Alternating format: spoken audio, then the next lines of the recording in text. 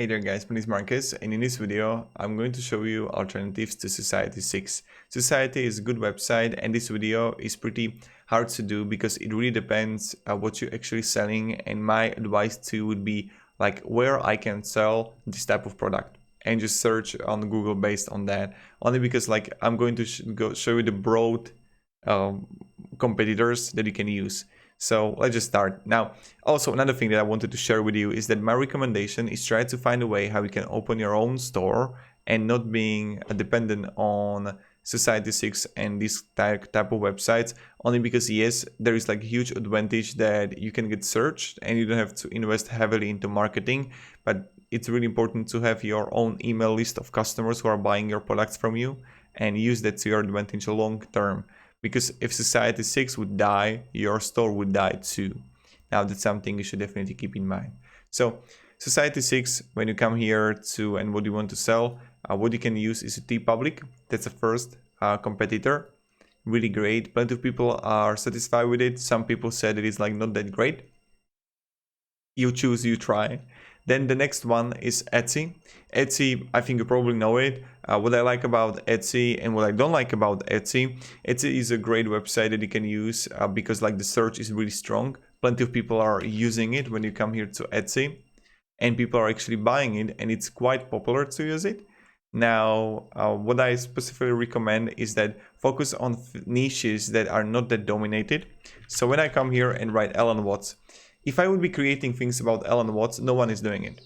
Like this is not the competition. I could create it much beautiful. So what I could do, I could create cups, I could create socks. You see that, you see the socks here, and this is like pretty good. Like I would buy them, and that would be my recommendation to definitely do, is to not do paintings, but try to t-shirts with different kind of clothing, and in that way it's gonna be really effective and really good. Now, and they're making plenty of socks here. I love these, like Marcus Aurelius. See, they get plenty of socks, and this is a great way how we can make money. And they are spamming the content here, and it's like pretty good. Now, so this is the first thing, using Etsy. But the disadvantage of Etsy is that they got really high fees, transaction fees. Listing fees are always like few bucks you have to pay to actually add your product on Etsy, but transaction fees are pretty high, so keep in mind that. Then Redbubble is another site that you can use for selling. Again, I don't know what you're selling, but you can use Redbubble too for it, and I would definitely recommend checking it out. Now, with the Redbubble and others, there is like this saying that the more people are going to sell on Redbubble and sites similar to those comparing to the buyers, and that's something you should definitely think about long term. That for the past few years it's harder and harder to penetrate the market because YouTubers and a lot of people are trying to make money out of it, so quick bucks, and it's not that effective, right? So that's another thing. Now, the threadless is another one, but when you come here to the threadless and look on the popularity, you see that it's not what it used to be in the past. In the past, it was much more popular, and that's another thing, right? So that's another thing that you need to think about.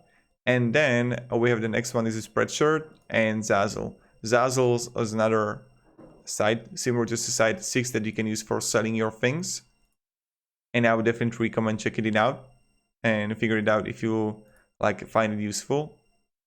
And that's pretty much it. So these are the competitors that I found out that I think are useful to Society6. If you find this video useful, you can support me and subscribe.